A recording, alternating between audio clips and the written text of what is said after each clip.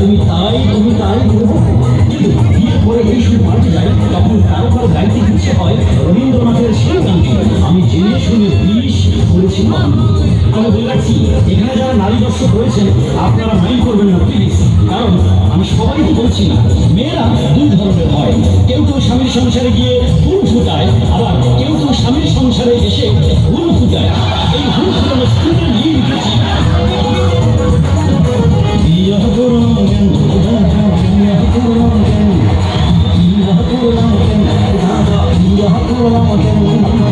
আমার ঘর আমি মেম্বার, আমার ঘর আমি মেম্বার,